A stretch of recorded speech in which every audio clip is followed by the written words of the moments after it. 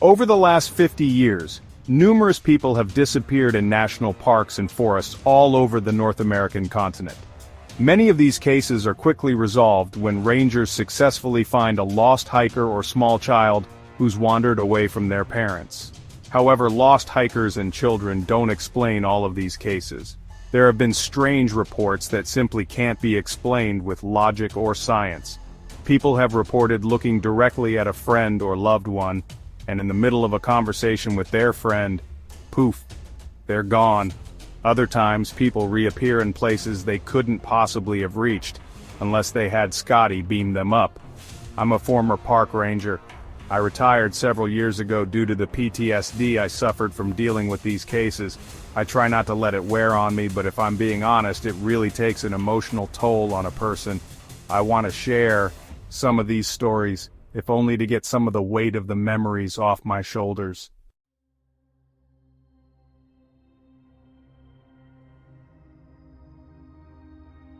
This story happened in the last year, leading up to my retirement. A group of 4 college kids came up here for a weekend camping trip. They were all outdoorsy types, used to hiking and camping in rough terrain. They set up camp near the river, about 6 miles from the station, and everything seemed fine. They checked in with us on their way out, and we didn't hear from them again. At least not until one of them came stumbling back into the station 3 days later, alone. His clothes were torn, and he was covered in dirt, but that wasn't what caught my attention. It was the look on his face. He was absolutely terrified. He couldn't stop shaking, couldn't stop talking though his teeth were chattering. He kept saying the same thing over and over. It took them. It took them. We tried to get him to calm down, tried to get a straight answer out of him, but he wasn't making any sense. Eventually we managed to get enough out of him to piece together what had happened. Or at least what he thought had happened. According to him, they'd been hiking through the northern part of the park, not far from the clearing I mentioned earlier. They were off the main trail, but they knew where they were. At least they thought they did. He said it started with a strange feeling, like they were being watched. They couldn't shake it, no matter how far they walked. Then they started hearing things. Voices, but not like normal voices, more like distant conversations. But there was no one around. No other hikers, no animals, nothing. He said they tried to ignore it, but the heavy feeling of dread kept getting worse. Then, on the second night, one of his friends vanished. They woke up in the middle of the night and he was just gone. His sleeping bag was still there, his shoes, his pack, everything, but he was gone. They searched for hours, calling his name, trying to find any sign of where he'd gone, but there was nothing. They packed up and started hiking back toward the station, figuring they'd report it and get a search party going. But then, his second friend disappeared. This time, the kid swore he'd seen it happen.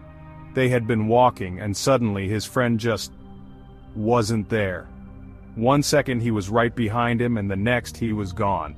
No sound, no sign of struggle, nothing, just gone. By the time the remaining 2 realized what had happened, it was too late.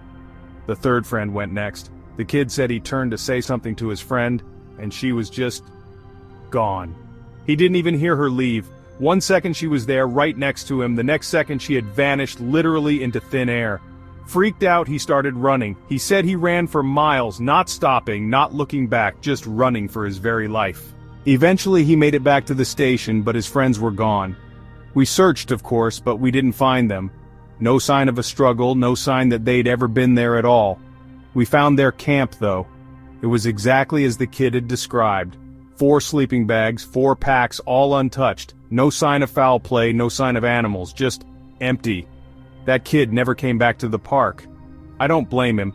After what he saw, whatever it was, I wouldn't have come back either.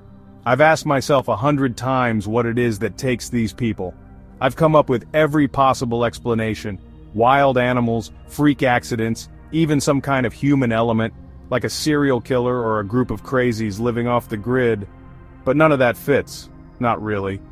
Not with the way they disappear and not with the way they come back. If they come back at all. I've looked into the history of the park, tried to find anything that might explain what's going on, but there's nothing, at least nothing concrete.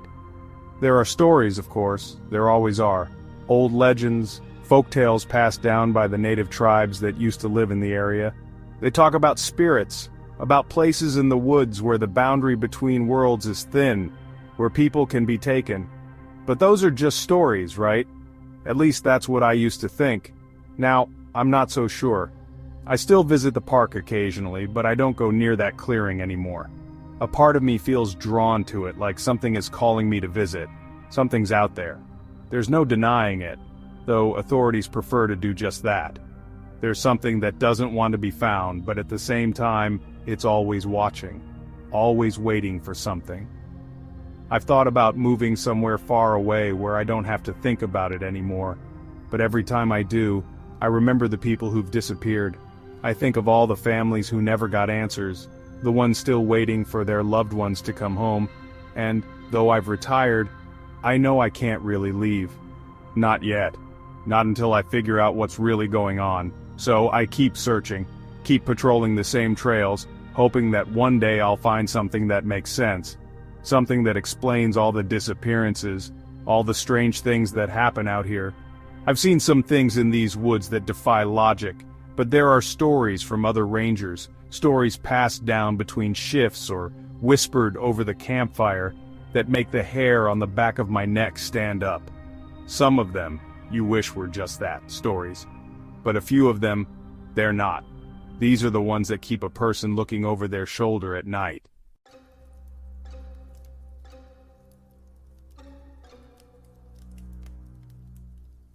One that still bothers me that I really need to get off my chest is about a little girl, maybe 5 or 6 years old at the time.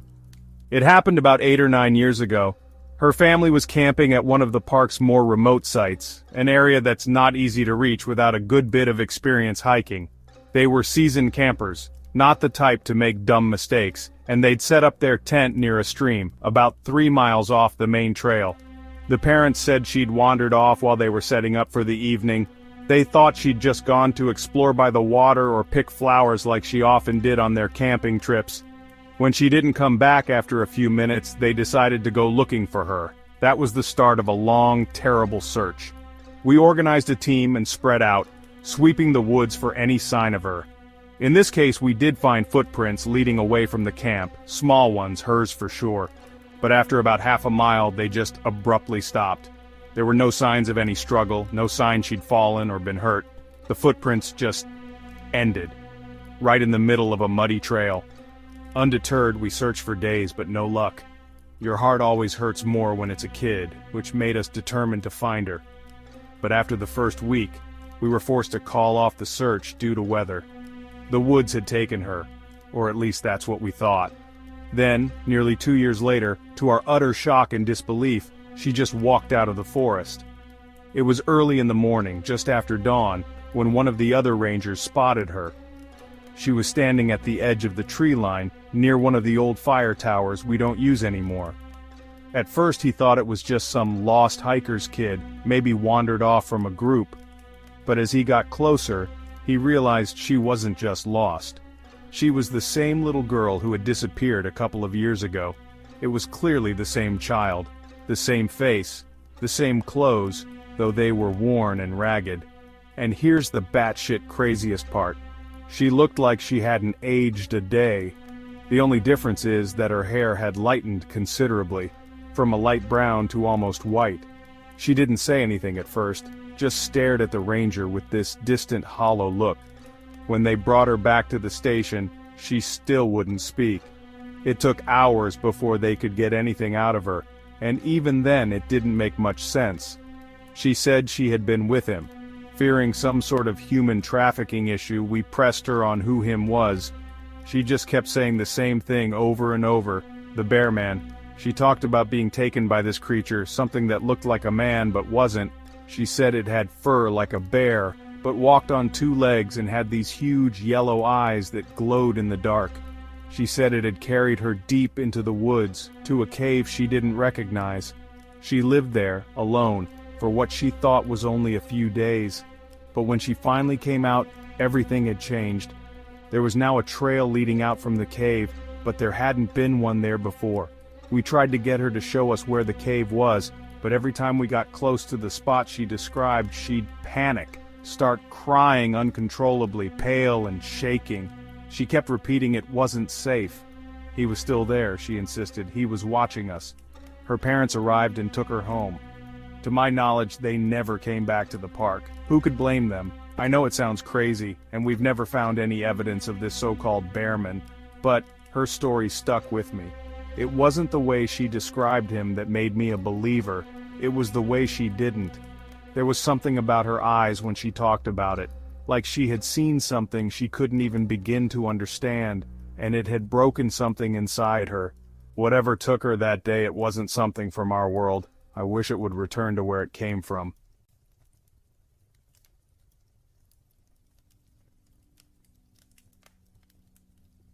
Another story that gets thrown around a lot sounds like pure fiction, but the family involved, 3 of them, a husband, wife, and their teenage son, they still swear it's true. It was late fall, right before the first snows, and they decided to do one last camping trip before winter set in.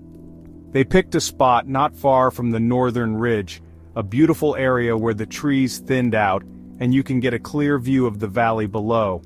Excited, they set up camp, built a fire, and settled in for the night. According to them, it started out like any other camping trip. They cooked dinner over the fire, talked about their plans for the next day, and decided they'd wake up around 6 in the morning. Then something strange happened. Around midnight, as they were sitting around the dying embers, they saw movement in the trees. At first they thought it was just a couple of deer passing by, but then they saw the figures stepping into the clearing. There were 3 of them, pale, too pale, tall, thin, and silent. They walked slowly, almost gliding, and their eyes reflected the firelight in an unnatural way. The family froze in absolute terror, unsure of what to do. The figures stopped just at the edge of the fire and stood there motionlessly, watching the terrified family. The husband, summoning all of his courage, called out to them, asking if they were lost or needed help. But they didn't answer. They just stood there staring with these wide, dark eyes that didn't blink. Then one of them smiled. The wife swears that's when she almost fainted in terror. The creature's smile wasn't right. It was too wide, too sharp, like the teeth were more animal than human. That's when the figures started to move closer, circling the fire, still not speaking, just smiling. The family did the only thing they could think of. They bolted for their car, which was parked about 100 yards away.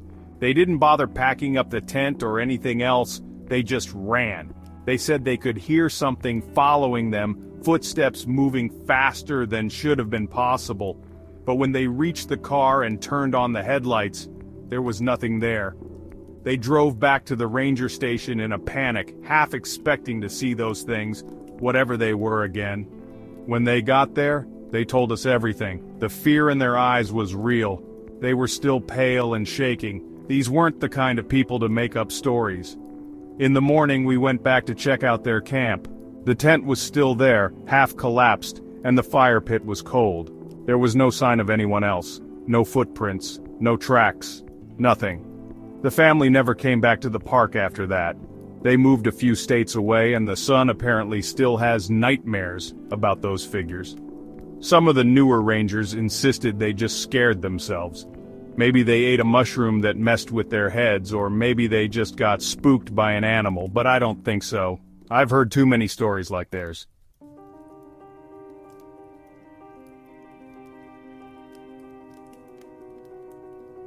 There's another one I've heard a few times, but it's harder to pin down. It doesn't involve any one person or family, but a recurring phenomenon that's been reported over the years. I've never witnessed it myself, but enough people have mentioned it that I can't just dismiss it outright. They call it the staircase. It's exactly what it sounds like, just a set of stairs, standing out in the middle of the woods with no structure attached to them, no explanation for why they're there. Some say the stairs look old, like something out of a crumbling mansion, while others describe them as newer, almost pristine, like they were just built. But the stories all agree on one thing: you shouldn't climb them. The reports are always the same. Hikers stumble across the stairs, usually off the beaten path, deep in the more isolated parts of the park. Some of them get curious and climb to the top, And that's when things go wrong. People who've climbed the stairs report feeling disoriented when they reach the top, like something's changed, but they can't quite put their finger on it. A few have said that when they look back down, the forest looks different, almost alien. When they descend, they find they're no longer in the same place they were before. The trees are wrong, the trails don't match up, and the way back seems impossibly far. The lucky ones manage to find their way back after hours or even days of wandering. The unlucky ones, well, I think you can guess, they don't come back at all. There are more stories, of course. Stories of strange lights seen through the trees late at night, of voices calling out from nowhere, of figures standing at the edge of campsites, watching but never approaching. Every ranger has a story, whether they'll admit it or not. Some are more willing to talk than others, but we all know there's something out here that we don't fully understand. I've thought about leaving these stories behind, completely walking away from the park and the strange things that happen here. But like I said, I can't. It's like the forest itself has a hold on me in spite of me being retired and rarely visiting anymore. Maybe it's because I've seen too much, heard too much. Maybe it won't let me go anymore. I think about that little girl sometimes, the one who came back after all those years, and I wonder if there are others like her. People who've been taken, held somewhere in the dark corners of the forest, waiting to return. Or maybe they're still out there, lost in some place we can't reach, watching us, waiting for the right moment to step back into our world. And then I think about the ones who never come back. I wish I could say the stories stopped there, but they don't. It's like every time I think I've heard the strangest thing these woods have to offer, something else comes along that defies explanation the most.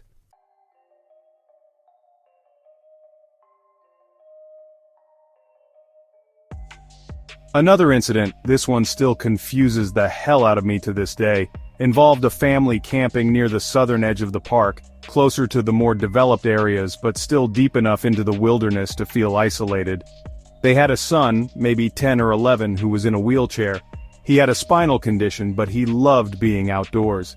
His parents had outfitted the chair with some all-terrain wheels so he could join them on hikes, even if they had to stick to the flatter trails. They seemed like a close-knit, happy family. The kind that wouldn't let anything keep them from making memories together. One night they settled in at their campsite near a small lake, roasted marshmallows, told stories by the fire, normal camping stuff. The boy went to bed early and his parents stayed up a little later enjoying the quiet. At some point they both dozed off. When they woke up, the boy was gone. I can't even begin to imagine the terror they must have felt when they realized their son wasn't in the tent. They searched everywhere, called his name, but there was no sign of him. His wheelchair was still there, right where they'd left it beside the tent. It didn't make any sense. He couldn't walk on his own. How could he have just disappeared? We got the call early the next morning. Search teams were dispatched immediately. We assumed the worst, that he'd been taken, maybe by an animal, or maybe a person. But there were no tracks, no signs of struggle. The wheelchair hadn't been disturbed, and there were no footprints leading away from the campsite. Then, 2 days later, we found him. He was discovered 47 miles away, on top of a mountain that would have been impossible for him to reach on his own, even if he could walk. He was unharmed, sitting on a flat rock, looking out over the valley below like he'd been waiting for someone to find him. But that's not the strangest part. Next to him was a large German shepherd, black and gray with intelligent eyes. It didn't growl or act aggressively when the search team approached. It just stood there, almost like it was guarding the boy, waiting for us to come. When the boy's father knelt down to hug him, the dog gave a single bark and ran off into the woods. No one could catch it. It just vanished into the trees. The boy was dazed, but otherwise fine. He couldn't explain how he'd gotten there. All he could remember was falling asleep in his tent and waking up on the mountain with the dog next to him. He said the dog had stayed with him the whole time, keeping him warm and growling at something in the trees. We never found the dog. No one in the area owned a German Shepherd like that, and none of the local shelters had any missing. It was like the animal had appeared out of nowhere, done its job, and disappeared again. That case haunted me for a long time. Not because of the boy, he was fine, thank God, but because of the impossibility of it all. How does a child in a wheelchair end up 47 miles away, on top of a mountain with no explanation? And what was that dog? Was it some kind of guardian? A spirit? I don't know, but it wasn't the first time something like that had happened. A few years before that, another ranger told me about a case where a woman had been hiking with her dog, a border collie, when she disappeared. The dog came back alone weeks later, looking perfectly healthy but without any sign of its owner. We never found her. The dog couldn't explain where it had been, and neither could we.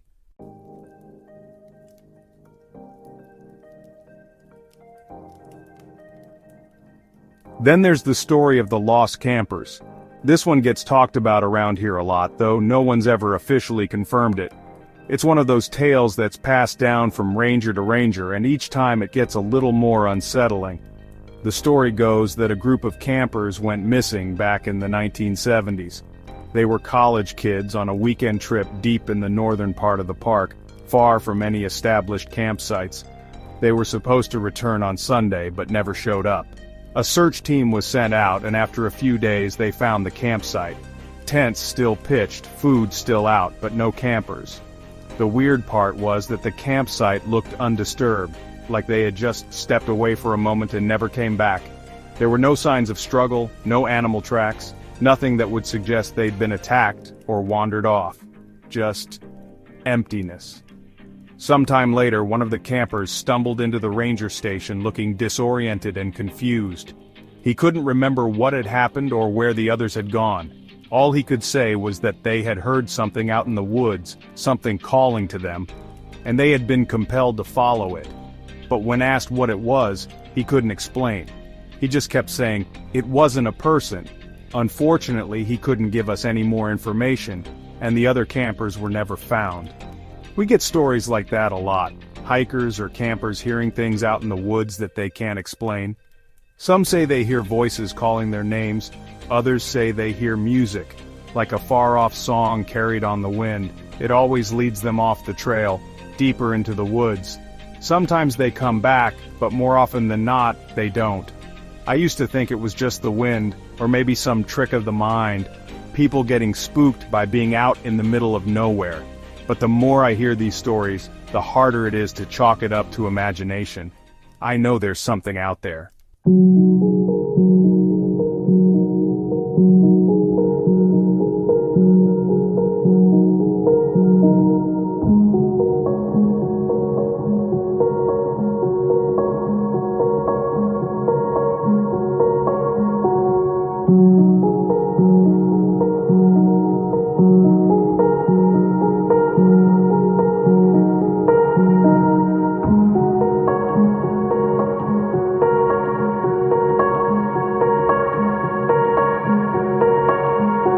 Walking for an hour, but when you come out it's only been minutes, or vice versa.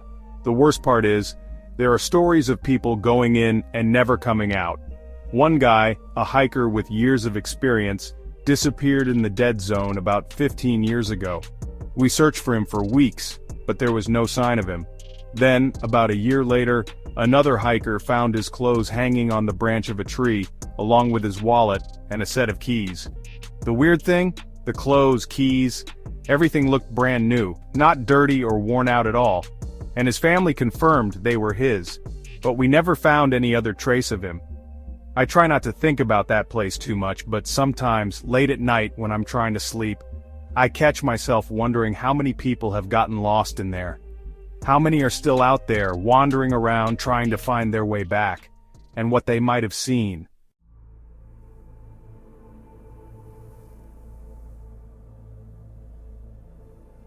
I could go on. There are countless stories like these, each one stranger than the last, and yet, somehow, they all feel connected. I've been thinking a lot lately about the people we've lost over the years. Some of them we've found, but most of them we haven't. And there are days when I wonder if they ever really left. If maybe somehow, they're still out there, just beyond our reach, watching us as we go about our lives. Are they trying to talk to us, trying to reach out to touch us, but unable? These questions run through my mind at night, keeping me from sleep, and when I do finally fall asleep, All my dreams are haunted.